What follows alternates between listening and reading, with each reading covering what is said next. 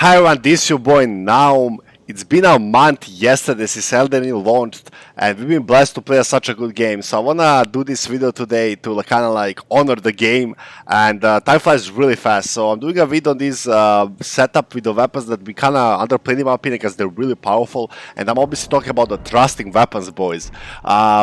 I would please, before I get into this vid, actually ask you to subscribe if you can and if you like the content. So I'm trying to get to 1k subscribers so I can actually stream on YouTube, and I will thank you in advance. We got 70k views in the last month, so I'm really grateful for the support, and I would like to come from the other platform to this one, maybe to stream for you guys. So that's my little, like, message to you, and I want to get straight into the build. So this is a vid with the trusted weapons.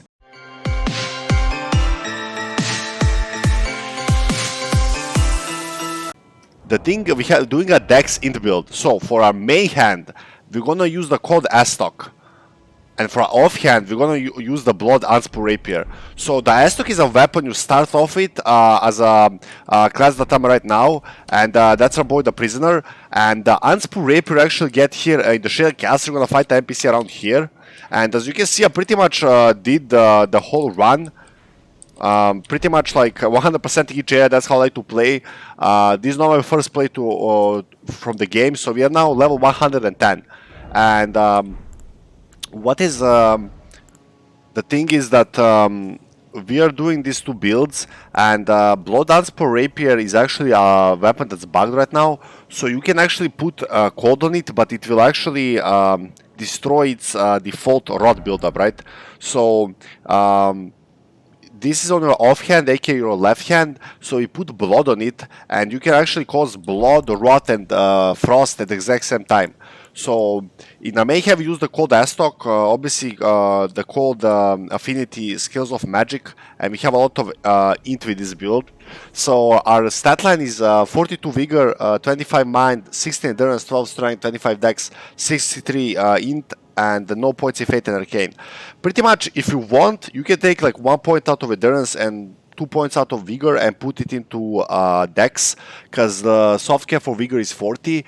And these weapons will not be doing that much damage, even if you kind of like put this on keen and I kind of buff it with your like with your staff and like kind of like add magic or cold damage to it. So pretty much you're gonna do most of your damage with the status effects, and I'll show you how to destroy like the Crucible Knight duo and Morgott with this build. So as we said, we're using these two weapons. Moveset with these is like you hit first time with both of these, then 3 times with your main hand, and kind of like the dual attack. You have the last attack when you do it, like, and then he does like a huge hit with them, but you're not realistic on a land. Even on slow opponent, you're basically gonna land like this part of the combo 3 times with this, and then like 2 times. And with this, I think I'm 100% procced cold on the opponent. So that's like 5 hits with your Astock, your right hand, right? So this pretty much instantly procs cold. But for the bleed and rot, you will have to, like, let's say, realistically fight and kind of hit opponent multiple times, kind of maybe back out, and then kind of fight them again, and then you proc bleed and rot. So that's gonna do a tremendous amount of damage, especially against bosses. So as I said, Unspool Rapier is bugged. You cannot put cold on it, but I think blood like pretty much does work. And obviously Astock is longer and bigger, man. That's what she said, boys. And so you keep it in your right hand.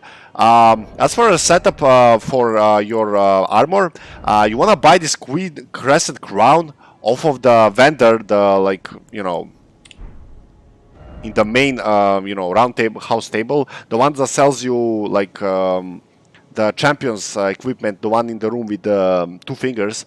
So you buy this for like 3k, and it's the best because it raises your int by 3. So we go for 16 to like 63 with this. Then we have the Crucible 3 armor. From my experience and from my research, your main armor in your legs give you the most poise and the most pretty much bang for a buck regarding damage negation resistance. So we have a very heavy armor on our, obviously not the heaviest because we don't have that much endurance, but like very heavy armor on our, you know, main piece armor. But for your gloves, you're not gonna use nothing like heavy or maybe nothing for your gloves. And then I like to use this Royal Remains Greaves. This is good because when you're low HP, it will slowly replenish your HP. So that's a nice one. And you want to have one piece of armor of this roll remains Greaves. So it's very good when your HP is low, if you like, kind of like, really replenish it to like third of your health, fourth of your health. So that's really good. It really saves you many times. Also, as we said, you're not gonna do most of your damage with your weapons here. But what you will do, you will proc the status effects. I'll pop a clip now as I fight Morgott with his fucking attacks.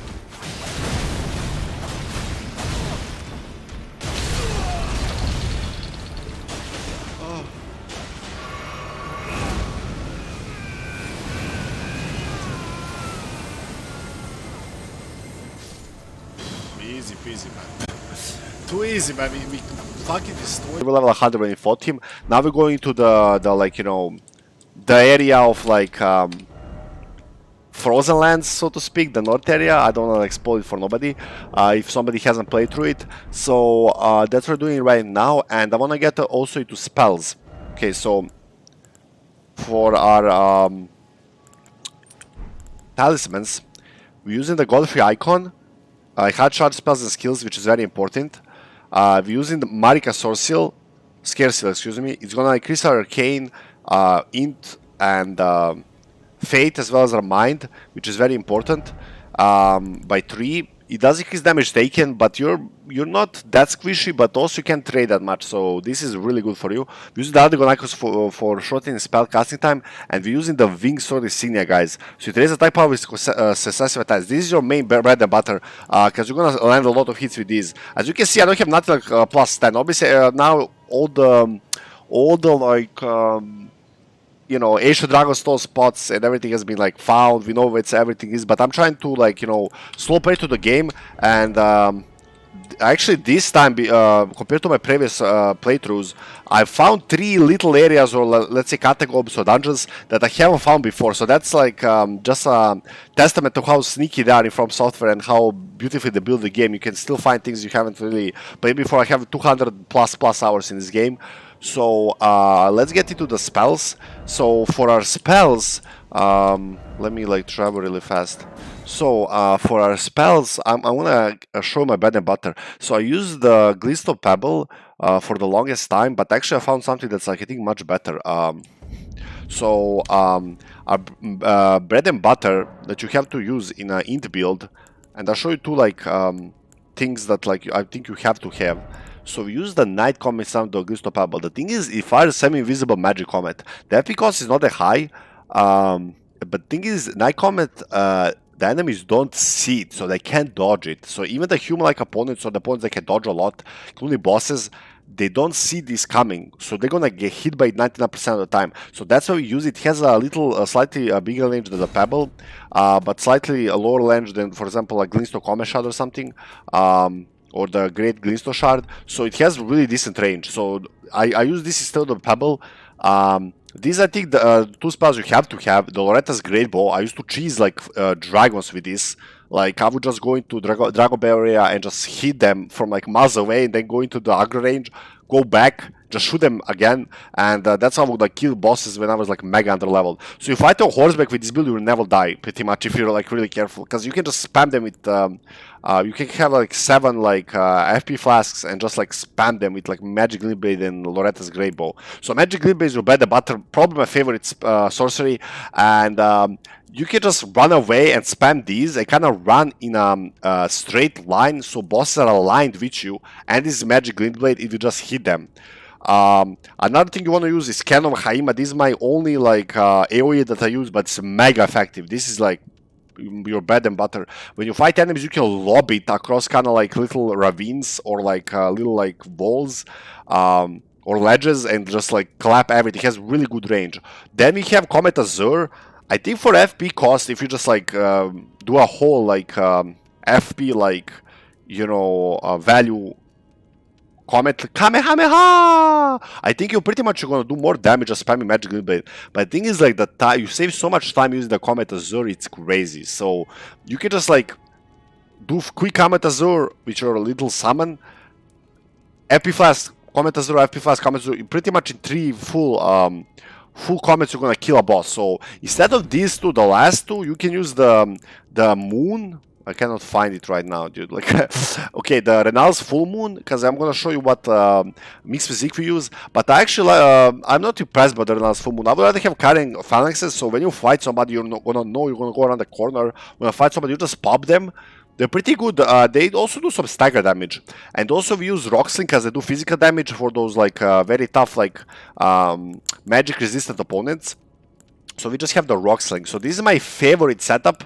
Obviously, you don't have all the memory stones because they found later in the game, but this is like everything you need pretty much. You can even cut the last two if you don't have the space, but these are your main ones. So I'll show you some things where you can find.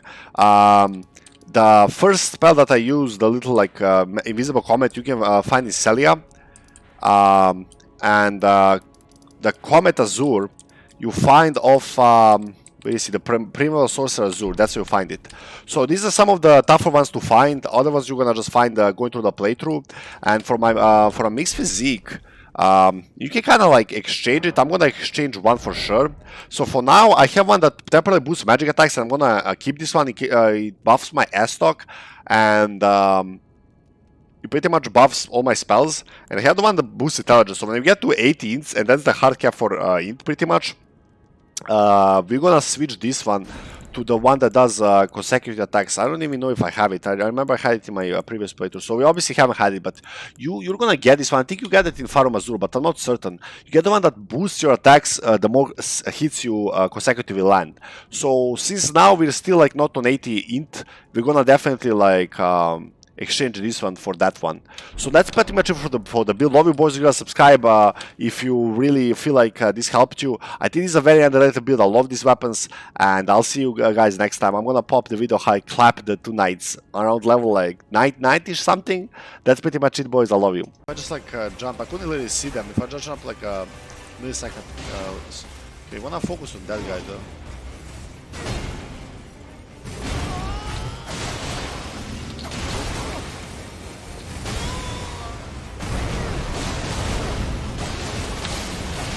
Ooh, so much damage, boys. No.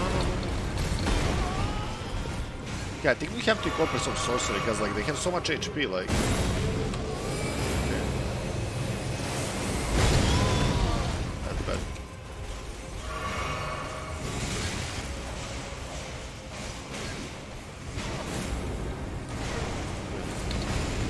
Okay.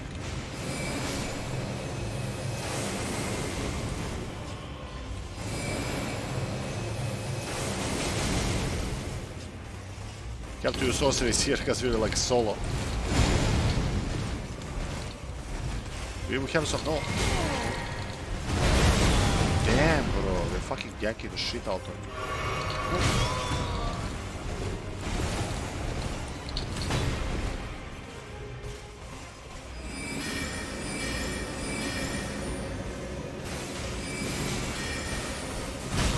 Dude, how did they hit me? He wasn't even in range, bro.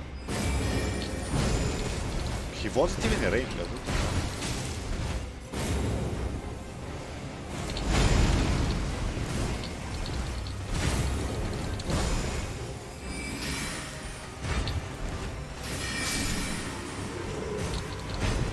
Let's be mega careful here, man.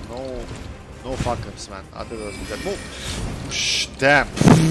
That would have killed me 100%. The issue is like, also, this guy has the fucking... Man, just stop fucking going at me, dude. Like, what the fuck? How is he just fucking charging me? How much fucking stamina he has? Unlimited stamina? Bro. Fuck my life, dude.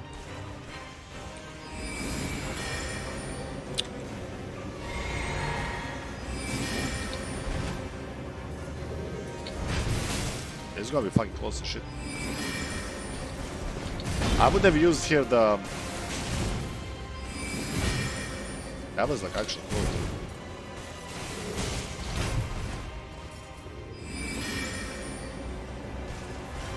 He just has the fucking...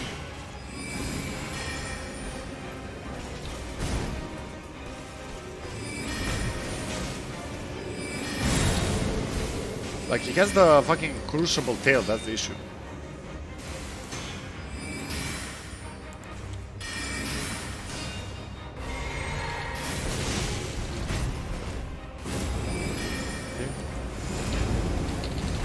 Got to run away because of the Crucible tail, man. That's like... And it comes in twos, I think, after you fucking...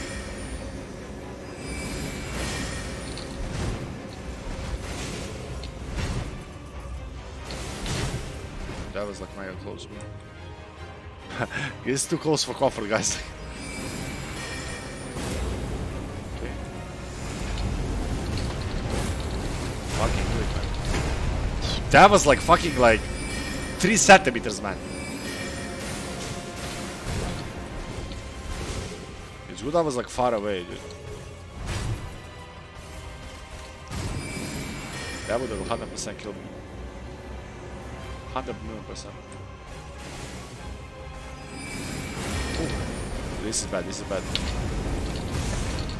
Ooh, I didn't Crucible tail. Oh. Damn, dude, what the fuck?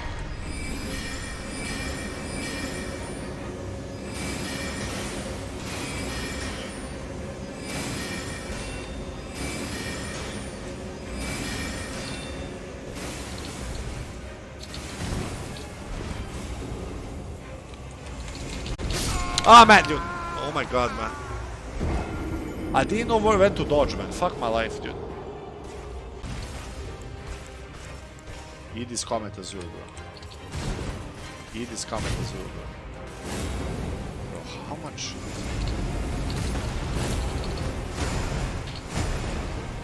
Bye bye. Whoosh. Kamehameha!